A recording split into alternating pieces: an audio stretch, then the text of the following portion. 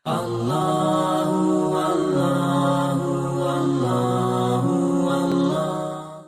الله الرحمن الرحيم والصلاة والسلام على رسوله الكريم أما بعد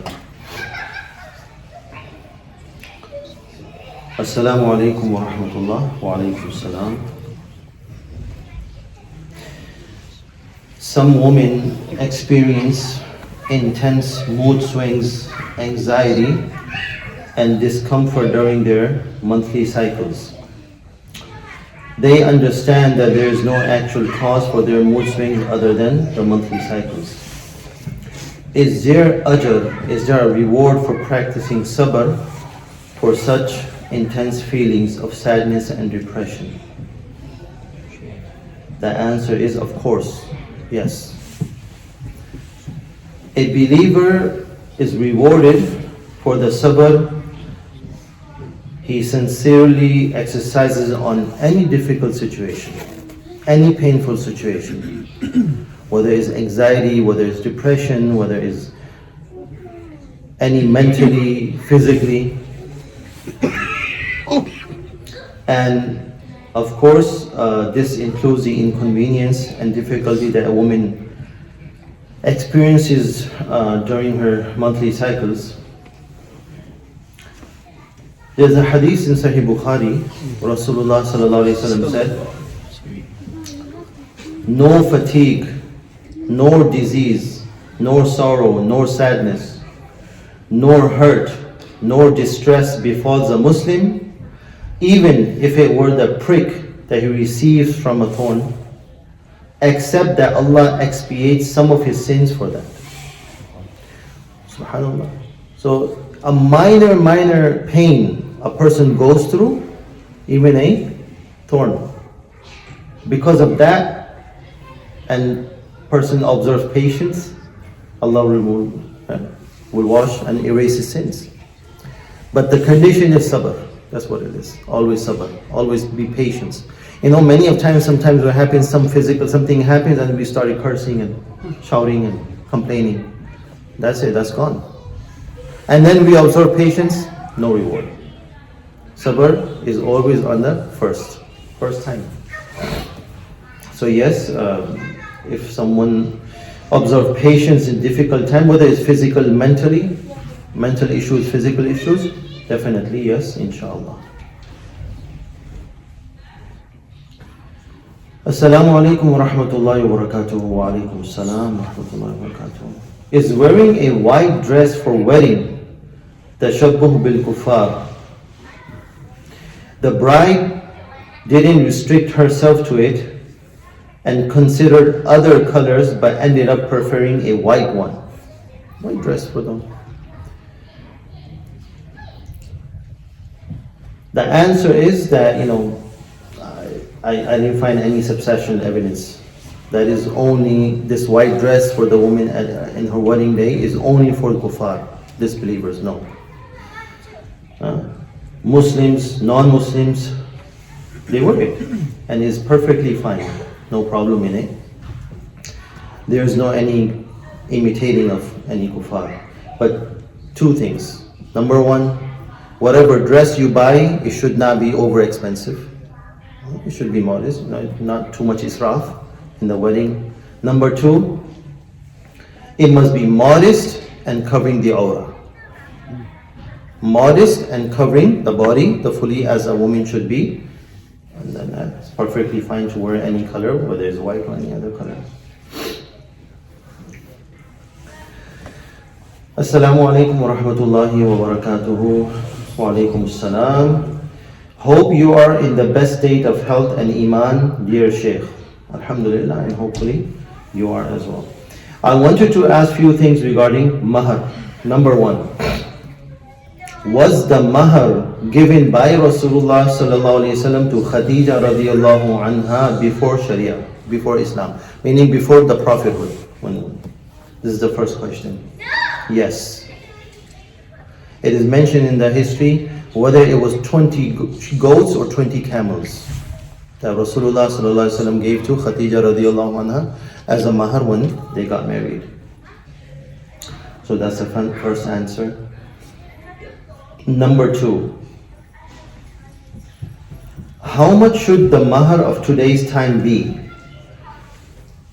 Since our local community has kept a standard of 5,000 to 10,000 Kenya shillings. So maybe, this brother or sister is asking originally from Kenya, maybe their community, so it's 5 to 10,000 Kenya shillings, or Kenyan currency. That is, it is mentioned equal to $36 to $70. Not burdening the men, hence making nikah easy. Okay, but my in-laws to be were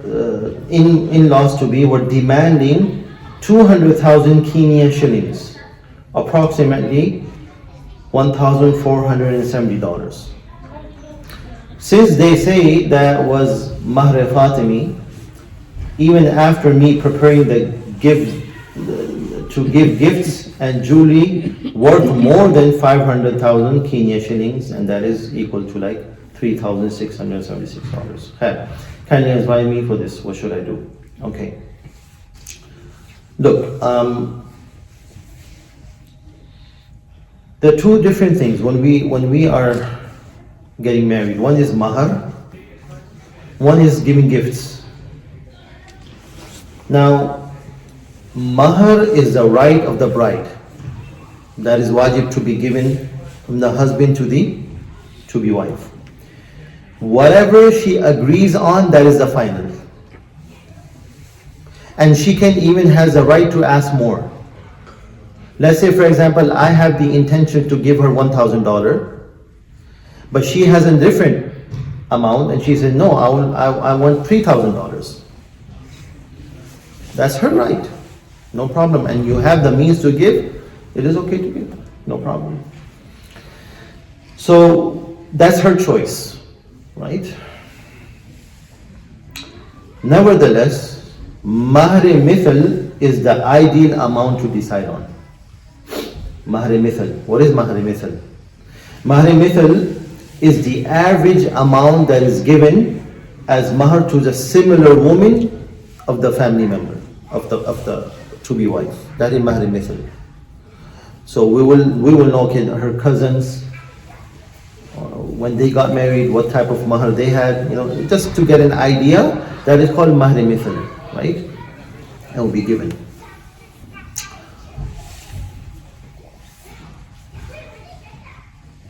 So some of the ulama, they suggest is that it is commendable to give Mahr Azwaj Mutahharat or Mahr Fatimi. Now, from today day and age, of course it goes up and down according to the gold and silver, right? What I checked today, the Mahr Azwaj Mutahharat radiyallahu anhunna is $1,163.56. This is Azwaj Mutahharat mahar that Rasulullah sallallahu alaihi wasallam usually give. Except for Zainab radiyallahu anha, the mahar was given by Najashi. Okay, that is something, it was quite a bit of money. But average was $1,160 of today. And Mahr Fatimi of today is $1,117.20. So if someone is getting married, so this is nothing, right? It's just...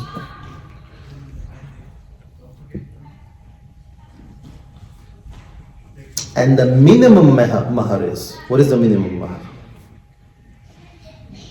To get married, the minimum mahar of today day and age is $23.27. SubhanAllah, it's nothing, right? That's the minimum. Whatever the best we can do to give the mahar, as much as it, but this is what it is. So I gave you the. So the best thing is, so the mahar is that, okay, I'm gonna give you this. So if you're giving something extra as a gift, you can put that in the mahar portion, that this is what I'm giving, and that's it. No matter how much it's worth, as mentioned there. Right?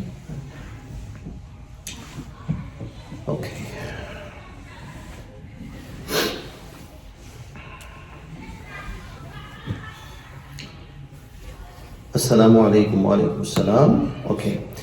Is there a minimum age for a cow or goat to be valid for Qurbani?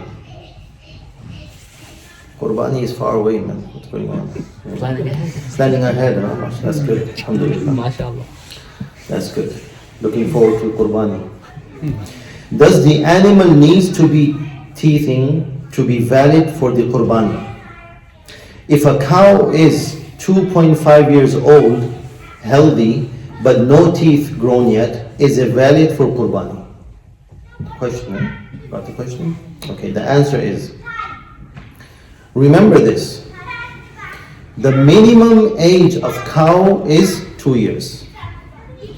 Minimum age to do the Qurbani for the cow is 2 years or more. Less than 2 years, let's say 1 year and 6 months, it is not going to be permitted. The Qurbani will not be done. The wajib Qurbani will not be done. Okay. For the goat, 1 year. For the sheep, 1 year minimum. But if a sheep is healthy enough and is 6 months and looks like a 1 year, that is also fine. Only for the sheep. But for the goat and the sheep is 1 year usually. Okay. The general principle is that if a cow doesn't have teeth, so that is some deficiency in it, Qurbani will not be done. If you look at it, there is no any teeth in it. So that is deficiency in it. There is a nuqsan. The Qurbani will not be done. There's a defect in it. But the same cow doesn't have, but it's eating properly. The cow is eating properly, has no problem of eating, then it is permissible.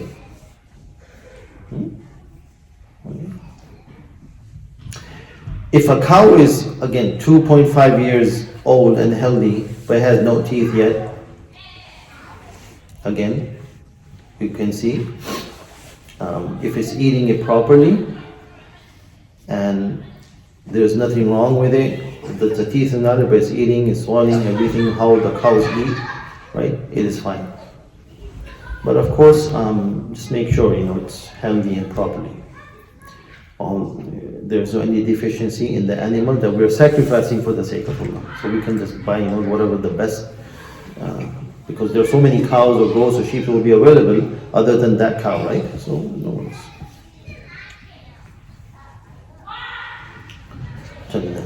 سبحانك اللهم وبحمدك أشهد أن لا إله إلا أنت أستغفرك وأتوب إليك.